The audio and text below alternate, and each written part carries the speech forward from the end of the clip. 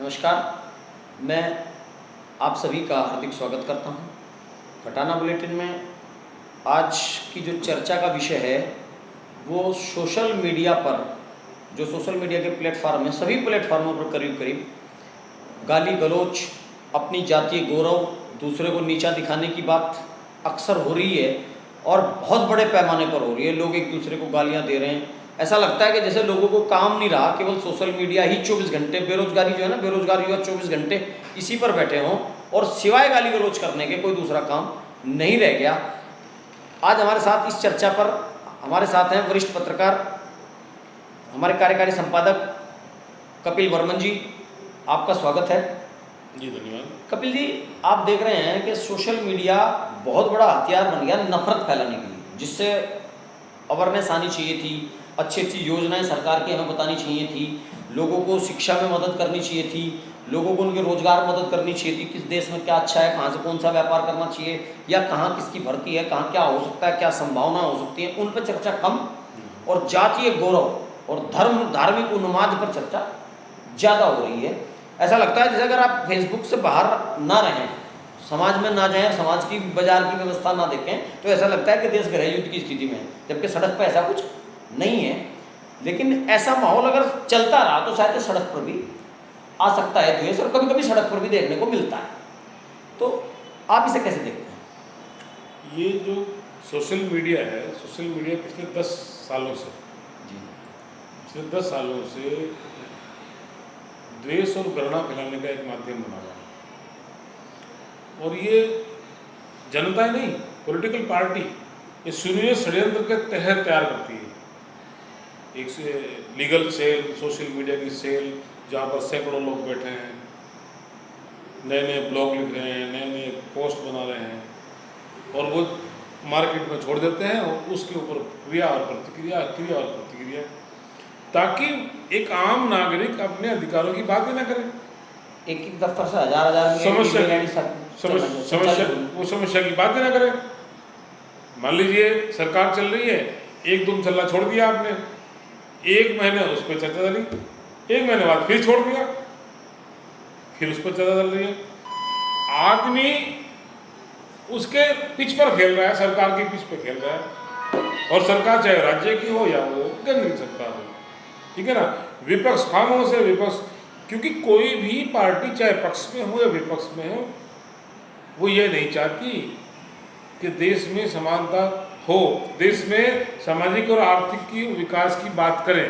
वो चाहती है कि वो द्वेष और घृणा बढ़े जाती है, वो चाहती है। पार्टियों का मकसद तो समझ में आता है। हाँ। पार्टियों का मकसद तो समझ में आ रहा है, डिवाइड एंड रूल। हाँ।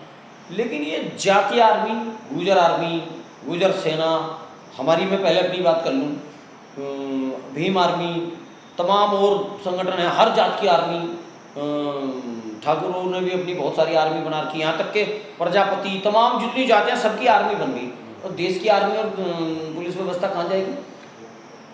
खजाना जी, इस देश के अंदर तकरीबन 20 लाख लोग सीमाओं पर सुरक्षा करते हैं, थल सेना, जल सेना और वायु सेना की, ठीक है।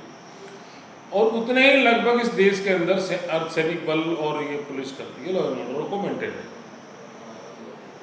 उसके बावजूद भी सामाजिक स्तर पर सेनाओं का निर्माण होना, आर्मी का निर्माण होना, ये हमारा उन सेनाओं के प्रति अपमान है। और न्यायिक व्यवस्था को चैलेंज भी है। न्याय व्यवस्था, कानून को चैलेंज है। वो ये कहते हैं कि सरकार को चैलेंज है कि नहीं, हम अपनी सुरक्षा, अपने समाज को सुरक्षित करने का जिम्मा हमारा है। आप कुछ नहीं, आप कुछ नहीं। तो क्या कर पाते हैं वास्तव में? नहीं, जरूरत पड़ती है। ये तो एक राजनीतिक महत्वाकांक्षाओं को पूर्ण करने के लिए एक साधन है।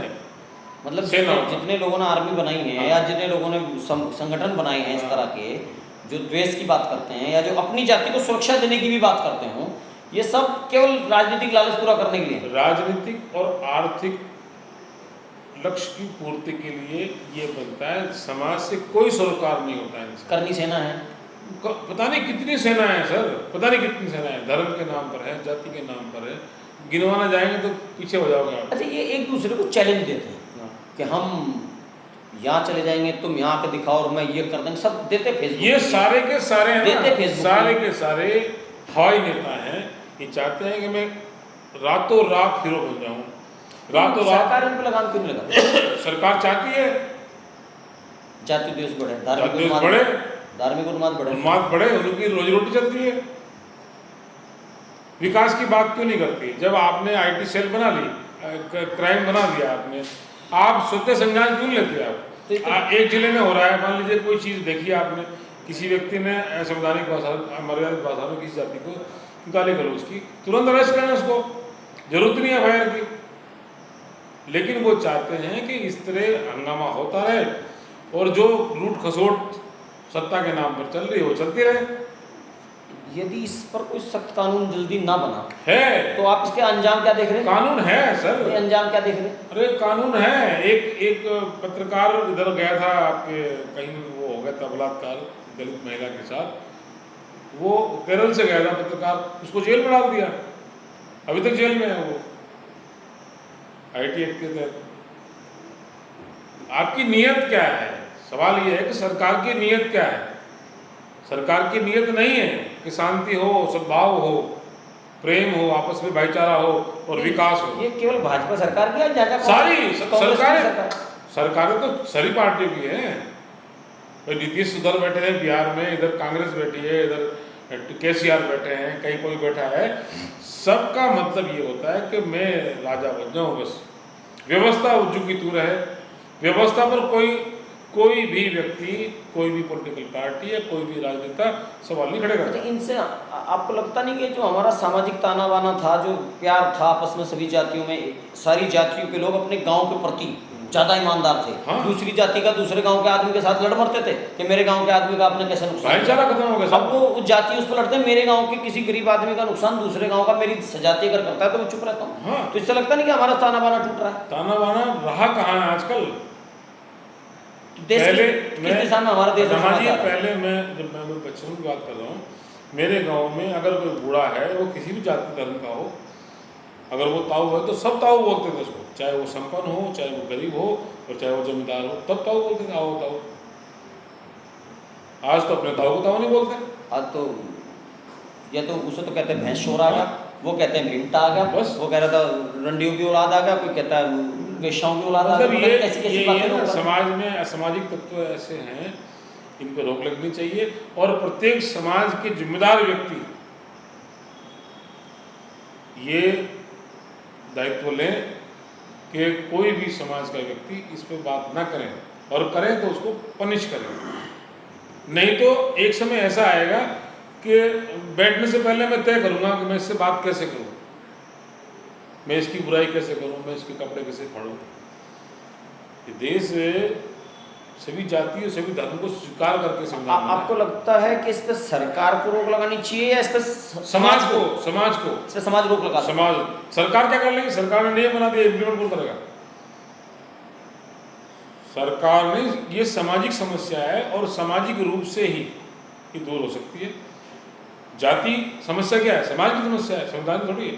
संविधान ने तो 1950 में कह दिया सब बराबर है। संविधान के रूप में सब बराबर है ना? संविधान ने, सरकार ने तो कह दिया सब बराबर है, लेकिन सामाजिक स्तर पर हम बराबर नहीं हैं। और अगर हम पढ़े लिखे हैं, हम देश के प्रति, हम राष्ट्रवादी हैं, हम देश को मजबूत करना चाहते हैं, तो हमारा मन भी मजबूत करना होगा कि नहीं, हम अन्याय अत्याचार और शोषण के खिलाफ खड़े होंगे।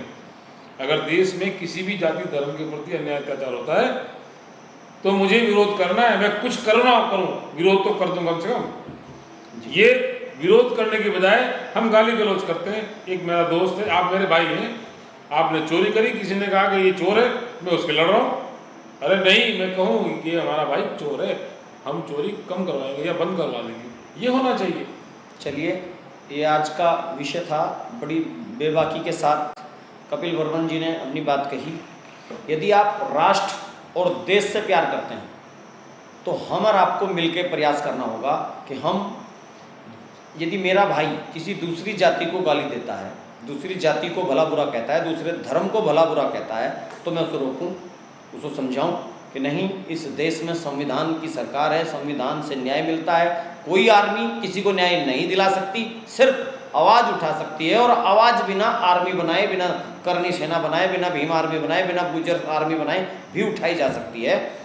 हमें देश के नागरिकों के लिए आवाज़ उठानी है।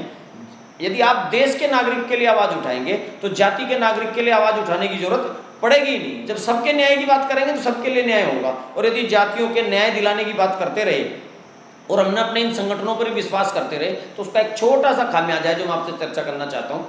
मेरी समाज के लोग, गुजर समाज के लोग सहारनपुर या मेरठ तक की बेल्ट में बहुत मजबूत हैं, लेकिन ऊपर पहाड़ पर जो हमारे वन गुजर भाई हैं वो बहुत कमज़ोर हैं। मैं यहाँ जिस समाज के आदमी को मारूंगा, छेतूंगा या उसको नुकसान पहुंचाऊंगा, वो जहाँ मेरा भाई कमज़ोर है वहाँ वो उसको पहुंचाएगा। तो ऐसी कोई बिरादरी इस देश में नहीं है जो पूरे देश में एक छत्र ताकतवर हो। कोई कहीं कमज़ोर है तो कोई कहीं कमज़ोर है। इसलिए हमें स्वयं ये न्याय की रक्षा की बात ना करके देश के कानून के ऊपर भरोसा रखना होगा। हाँ, मैं मानता हूँ कि देश के कानून में कहीं ना कहीं भेद हो सकता है, कहीं लापरवाही हो सकती है, हमें उसकी आवाज़ उठानी चाहिए, लेकिन जातिगत नहीं, देश के नागरिक की हैसियत से उठानी चाहिए। हमें प्रत्येक व्यक्ति का साथ देना चाहिए, जो भी पीड़ित हो उसका साथ देना चाहिए। आपको ये वीडियो कैसा लगा? क्या आप भी जाति उन्मादी हैं, धार्मिक उन्मादी हैं, तो आप इस वीडियो से दूर रहें। अगर आपको लगता है आप मानवता को प्यार करते हैं, आप देश को प्यार करते हैं, आप साझी विरासत को समझते हैं, तो आप इस वीडियो को शेयर करें, अपने विचार प्रकट करें और